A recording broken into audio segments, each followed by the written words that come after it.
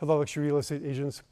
You know, the questions keep coming in by email and during my phone calls with people who bought my book. As you know, when you buy my book, you get a 20-minute one-on-one phone consultation with me. So don't forget to fax in your application so we can schedule your session. What's amazing to me is that if you get a few questions that are, different, but gosh, nine and a half out of 10 times, the same question is this: Jack, I want to break into the luxury market in my area, but there's this one person who really has the high end sewn up.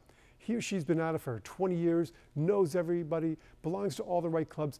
How am I going to break into the luxury market in my area? Well, first of all, it's a little bit of a process and it's going to take some work, but it can be done.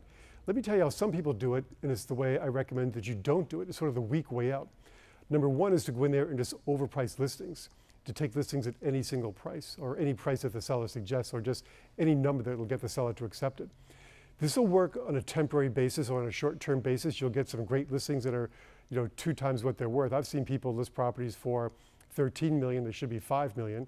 And yeah, you'll get the listing, but it's probably not going to sell, and maybe you'll get some activity, but then again, maybe you won't. But what you really get is a loss of credibility.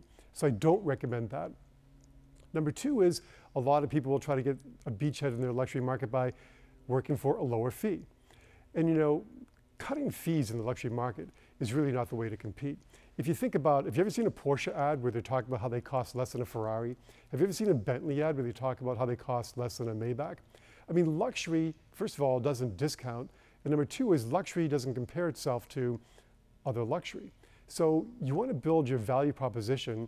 You want to bring value to the proposition of selling or buying real estate.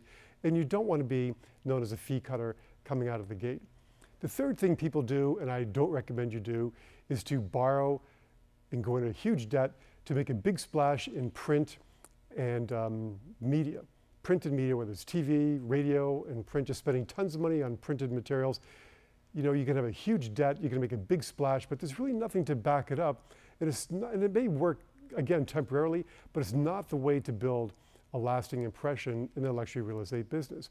So what we're going to talk about in our future videos starting next week is how we can create a plan to break into a market that's dominated by a strong player. It's a process. It doesn't happen overnight, but we'll start with step one on my next blog. In the meantime, have a great week. Don't forget to like me on Facebook and send those questions to jack@jackcotton.com and visit me at my website. Make it a great week.